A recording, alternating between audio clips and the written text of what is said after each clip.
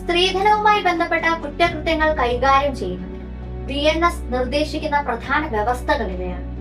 മുൻപ് IPC section 304B പ്രകാരം നിർവചിച്ചിരുന്ന സ്ത്രീധന മരണം ഇപ്പോൾ BNSന്റെ സെക്ഷൻ 80 ഉൾപ്പെടുത്തിയിട്ടുണ്ട്. ഈ വകുപ്പ് അവശ്യ മാനദണ്ഡങ്ങൾ പാലിക്കുന്നു.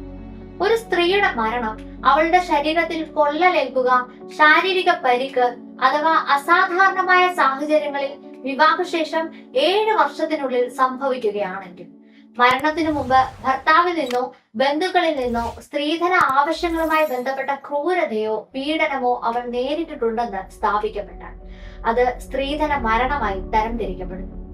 ഇതിന് നിർദ്ദേശിച്ചിരിക്കുന്ന ശിക്ഷ കുറഞ്ഞത് 7 വർഷത്തെ തടവുണ്ട്. ഇത് ജീവപര്യന്തം തടവ് വരെ നീട്ടാവുന്നതാണ്.